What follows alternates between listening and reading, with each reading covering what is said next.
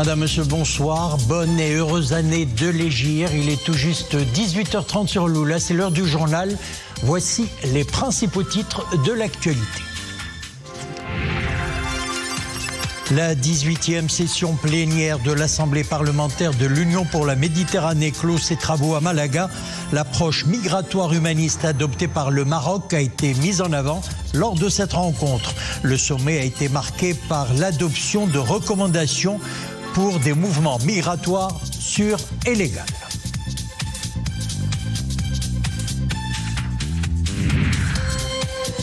La nuit des musées et des espaces culturels revient cette année dans sa 4e édition sous le signe « Jeunesse marocaine, gardienne du patrimoine de demain ». L'un des moments forts de cet événement, l'inauguration hier de l'exposition Kaftan d'hier, regarde aujourd'hui au Musée national de la parure aux Oudaya à Rabat. La chaleur s'installe dans le pays. La plage semble être le meilleur endroit pour se rafraîchir. Parmi les plages qui réunissent les meilleures conditions pour passer une belle journée en bord de mer, la plage de Oued Laou dans la province de Tétouan. Elle vient d'ailleurs de décrocher pour la 13e année consécutive le label Pavillon. Aujourd'hui, vendredi, c'est le 1er Muharram, jour de célébration du nouvel an de l'Hégire 1447. À cette occasion, Sa Majesté le roi Mohammed VI Amir al-Mouminin a adressé des cartes de vœux à ses frères, leur majesté, leur excellence et leurs altesses, rois, présidents et émirs des États islamiques. Le souverain leur exprime dans ses cartes ses félicitations et ses vœux les meilleurs, implorant le Très-Haut de perpétuer sur eux en ce nouvel an béni les bienfaits de la santé et de la quiétude.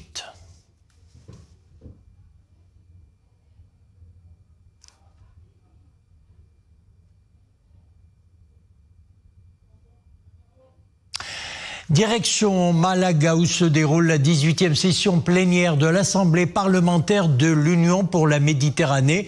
Le Maroc prend part à cette rencontre représentée par le président de la Chambre des représentants et vice-président de l'Assemblée parlementaire de l'Union pour la Méditerranée, Rachid Talbi El-Alami. Les participants à ce sommet ont appelé à mettre en place des voies migratoires sûres et légales comme seule alternative concrète au mouvement migratoire irrégulier. Autre question débattue, la crise au Proche-Orient. Hassan Bourouti, Youssef Mziani et Sofia Fegroud. Malaga, à l'ombre des civilisations anciennes et à la lumière des enjeux contemporains. C'est ici que se déroule le 9e sommet de l'Assemblée parlementaire de l'Union pour la Méditerranée. 43 pays y participent. La délégation marocaine est conduite par le président de la Chambre des représentants et vice-président de l'Assemblée parlementaire de l'Union pour la Méditerranée, Rachid Talbi El-Alami. Évoquant la crise au Proche-Orient, il estime que la solution à 2 États demeure l'unique voie politique pour parvenir à un règlement du conflit israélo-palestinien. Le premier pas vers le règlement des problèmes de la région est essentiellement l'arrêt de la guerre à Gaza. C'est une priorité et une urgence comme souligné par Sa Majesté le roi Mohammed VI, président du comité Al-Quds. C'est le préambule d'une paix durable dans la région.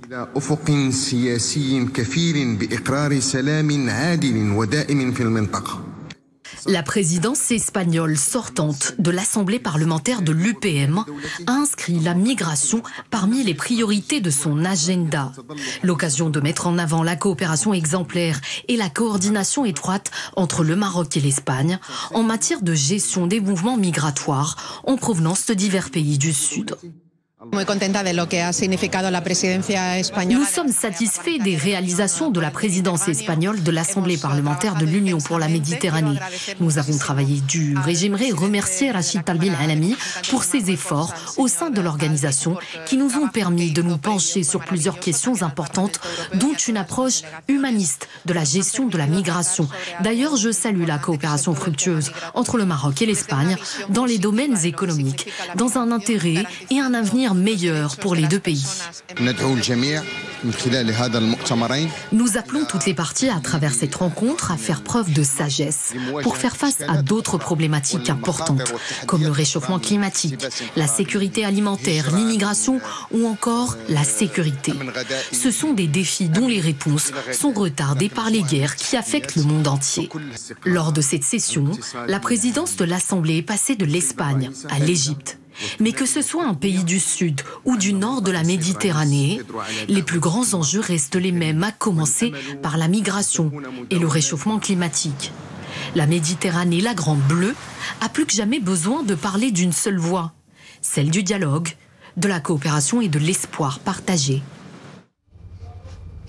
À la une de l'actualité internationale, la bande de Gaza qui continue d'essuyer les frappes de l'armée israélienne. Aujourd'hui, à l'aube, 39 personnes ont été tuées, dont 10 qui se trouvaient dans des centres de distribution de l'aide alimentaire. La réaction de l'organisation Médecins sans frontières ne s'est pas fait attendre. L'ONG demande le démantèlement de la fondation humanitaire de Gaza soutenue par Washington, affirmant que ce dispositif est un simulacre de distribution alimentaire qui produit des massacres à la chaîne. Un dispositif qui semble conçu pour humilier les Palestiniens, dénonce Médecins sans frontières, faisant état de plus de 500 personnes tuées et près de 4000 autres blessés, alors qu'elles se rendaient à ces distributions en quête de nourriture. En France, 2 personnes ont trouvé la mort et 17 autres ont été blessées dans la nuit de mercredi à jeudi suite aux violents orages qui ont frappé le pays après une immense vague de chaleur. 20 000 foyers demeurent toujours privés d'électricité dans plusieurs régions. Des centaines d'arbres ont été déracinés, les rues de Paris ont été inondées. Plus de 2500 interventions de sapeurs-pompiers ont été effectuées sur tout le territoire français. Les trains ont été interdits de circuler sur plusieurs lignes régionales. Et puis en Grèce, c'est plutôt les incendies de forêt qui font des ravages. Les feux qui se sont déclarés hier dans de nombreuses localités balnéaires au sud d'Athènes ont été circonscrits ce matin selon les pompiers grecs. Des champs, des oliveraies et des terrains ainsi que quelques habitations ont été détruits par les flammes. Quelques 104 pompiers avec 37 véhicules et un hélicoptère sont toujours sur le front pour éviter des reprises de feu. Retour chez nous, donc parlons d'un rendez-vous incontournable du calendrier culturel, la nuit des musées et des espaces culturels. L'événement revient cette année dans sa 4e édition. Le coup d'envoi a été donné hier au Musée national de la parure au Zoudaya à Rabat, sous le signe jeunesse marocaine gardienne du patrimoine de demain.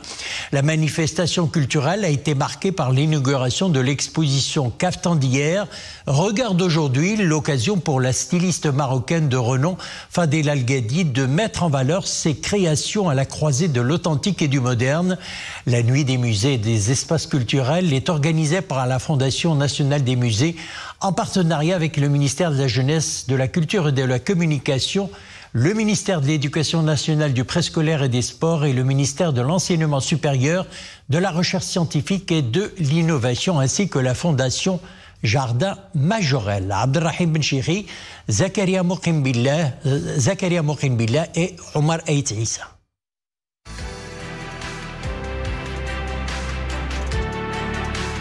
Le caftan marocain se décline sous toutes ses facettes et toutes ses coutures. Ces pièces rares, dont certaines datent du XVIIIe siècle, retracent l'évolution du caftan depuis ses origines jusqu'à son rayonnement dans la haute couture. Cette sélection issue de la collection du Musée national de la parure fait écho aux créations de la styliste marocaine Fadel Al-Gadi. Combinant finesse artisanale et ligne contemporaine, ses œuvres illustrent la vitalité d'un savoir-faire ancestral ouvert à l'universel. Découvrir que pratiquement tous les caftans de pratiquement toutes les régions du Maroc, ils m'ont inspiré. Il y a toujours un petit détail par-ci, par-là. Et Je suis arrivée à une conclusion que la création n'est jamais puissante que quand elle s'appuie sur un héritage bien préservé. C'est pour ça que je tiens absolument, vraiment ça me tient à cœur et depuis toujours à préserver notre patrimoine et d'où l'ouverture de mon école de broderie à Salé. Fadila El Gadi est une excellente ambassadrice de la mode marocaine et du savoir-faire national dans le domaine de l'artisanat. Cette créatrice de mode participe activement au rayonnement et à la mise en valeur du patrimoine culturel à l'échelle nationale et internationale.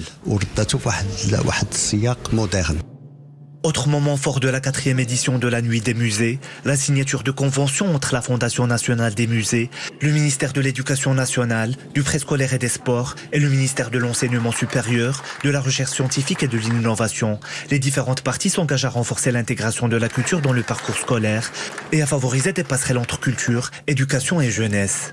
La signature de cette convention avec, pour nos élèves, pour nos 8 millions d'élèves, pour leur permettre de visiter tous ces musées-là gratuitement, je suis sûr qu'ils y viendront nombreux et l'art est une vraie nécessité pour l'équilibre de nos enfants. C'est important qu'ils puissent venir, qu'ils puissent montrer leur intérêt et qu'on a signé cette convention pour permettre aux jeunes Marocains de venir dans ce musée, s'approprier le musée.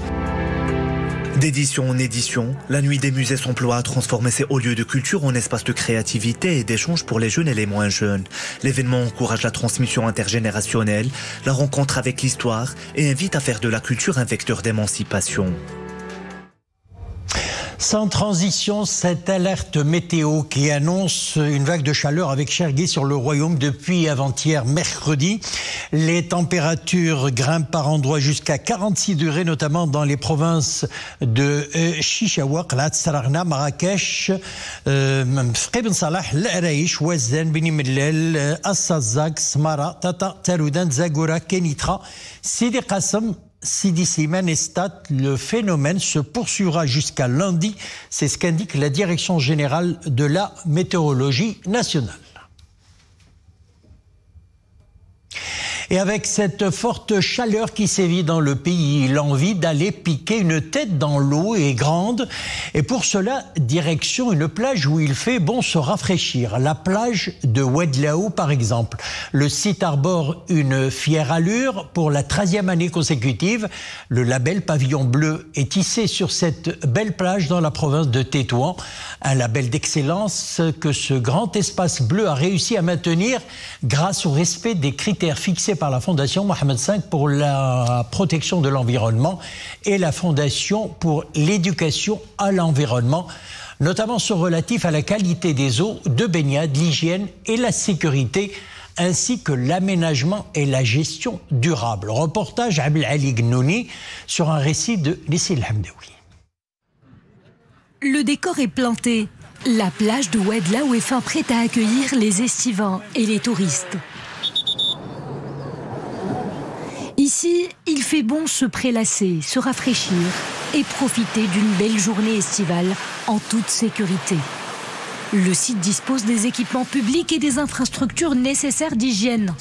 Ce n'est visiblement pas pour rien qu'Oued-Laou hisse fièrement le pavillon bleu pour la 13e année consécutive, pour le plus grand bonheur de ses habitués.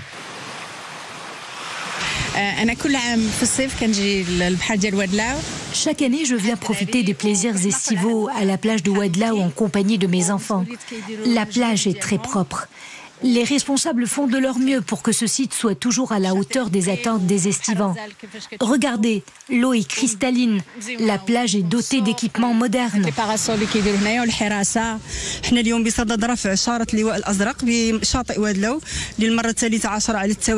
Pour la 13e année consécutive, le pavillon bleu est hissé à la plage de Oued-Laou.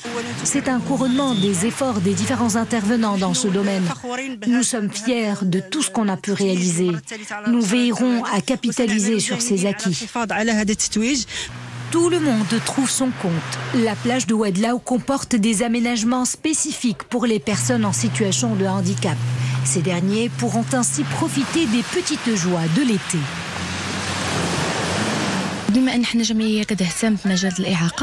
Nous sommes une association qui accorde un intérêt particulier aux besoins des personnes en situation de handicap. Nous louons les efforts déployés par les autorités locales. Elles ont pris une batterie de mesures qui facilitent l'accès des personnes à besoins spécifiques à la plage pour que cette catégorie puisse accéder aux loisirs. La plage de Oued Lao promet ainsi une saison estivale exceptionnelle pour les amoureux des vacances en bord de mer. Nous terminons en musique avec le festival Mawazine Rythme du Monde. Ambiance festive et joviale hier soir sur la scène Hada à Rabat. La chanteuse libanaise Meriem Fares et l'artiste marocain Aminux ont mis le feu sur scène. Le chanteur tangirois a ouvert le bal du concert par un show incroyable. La star marocaine s'est pleinement investie dans cette soirée mémorable en gratifiant le public d'un cocktail musical puisé dans son répertoire, incluant notamment ses plus grands succès. Le public de la scène Hada a ensuite vibré au rythme des sonorités libanaises avec l'artiste Meriem Fares livrant une prestation époustouflante. Je vous laisse apprécier ce spectacle haut en couleur.